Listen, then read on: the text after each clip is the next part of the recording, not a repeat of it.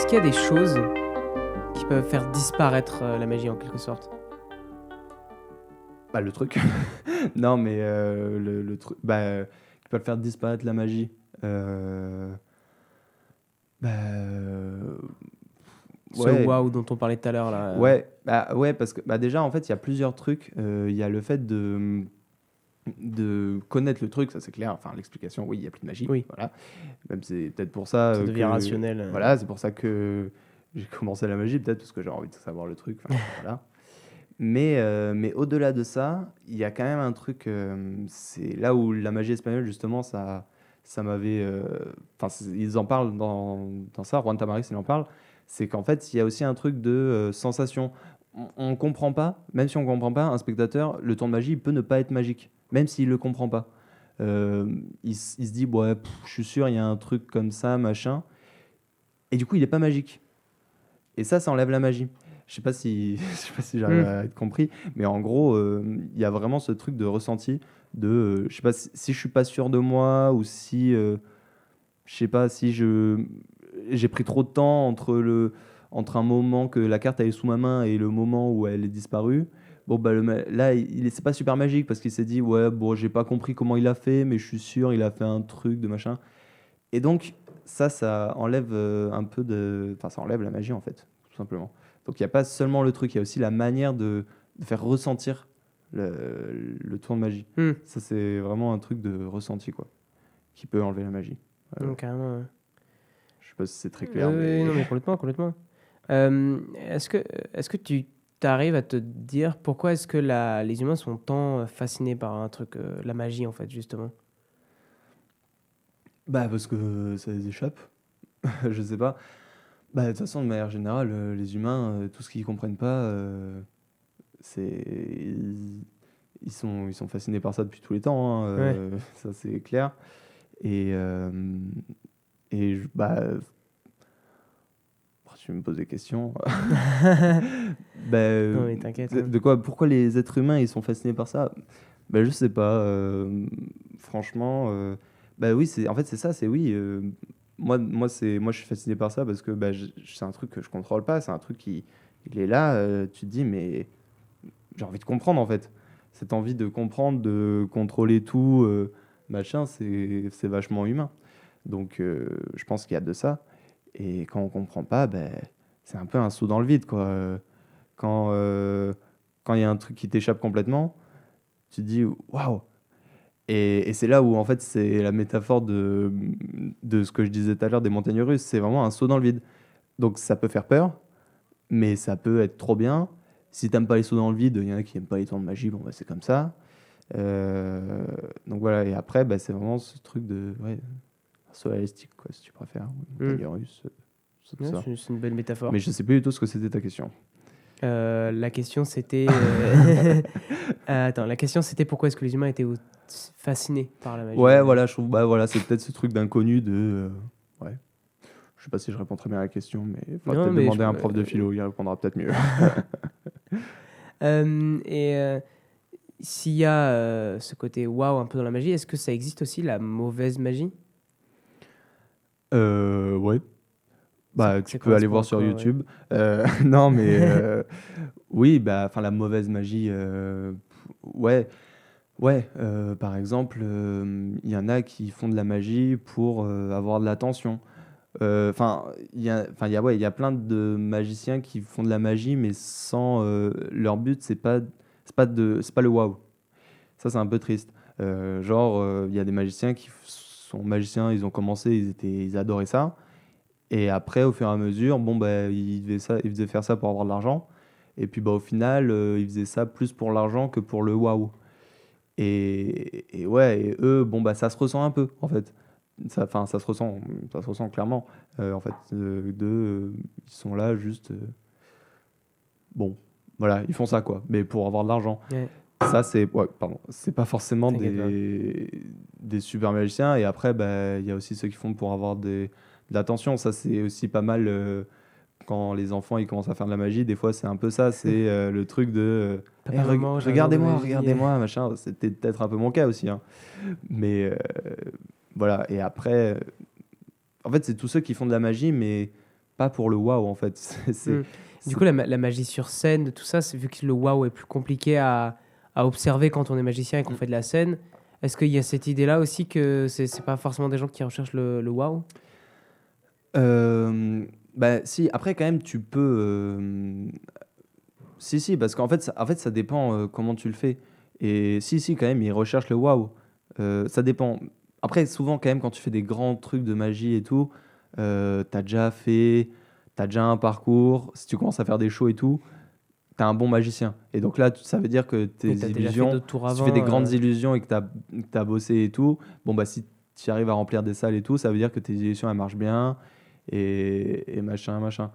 Donc, ouais, ça. Après, je suis pas pro en grandes illusions, en vrai. Je sais pas trop comment ils arrivent à voir. Mais après, quand même, ça se voit. Enfin, je sais pas, ça se ressent un peu. C'est comme quand tu fais des blagues, hein, du stand-up par exemple. Bon, bah, les gens ils rigolent. S'il n'y a pas beaucoup de gens qui applaudissent ou qui. Si tu vois un mec qui est sur son téléphone au premier rang, bon, peut-être ton illusion elle est pas ouf, quoi.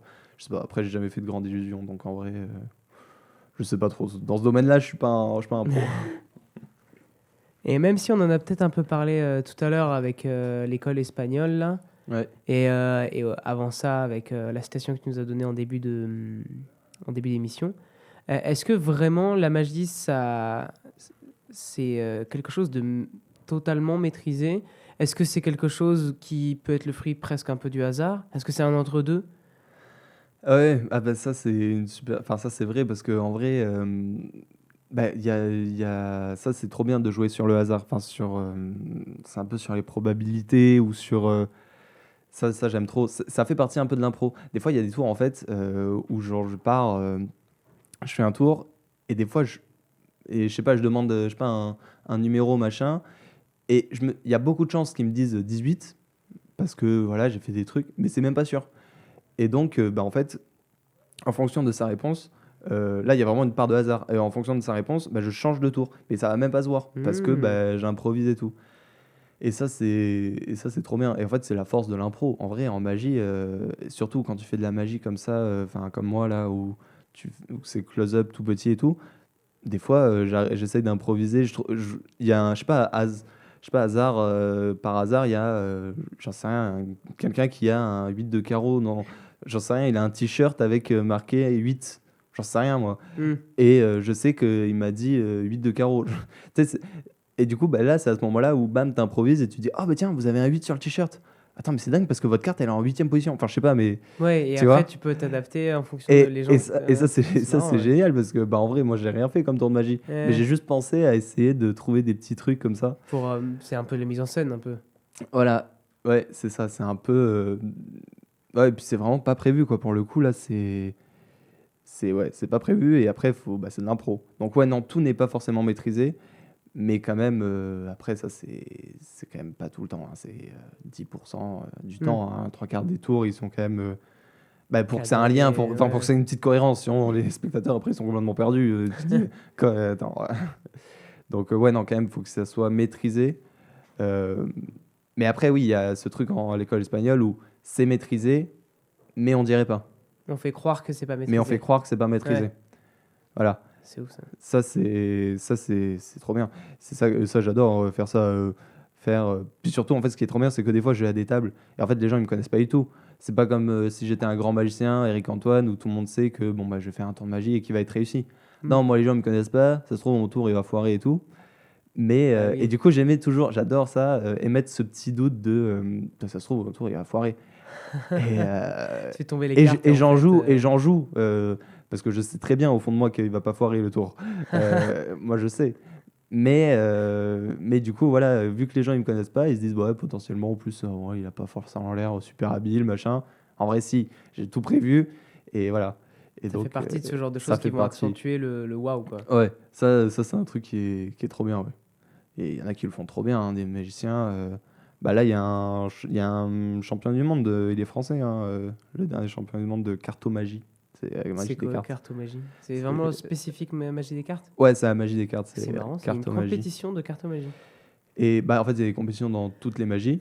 Et celle-là, donc la cartomagie, moi, c'est la plus grande, enfin, c'est la catégorie la plus voilà, où il y a plus de compétition, quoi. Il y a plus de candidats en cartomagie.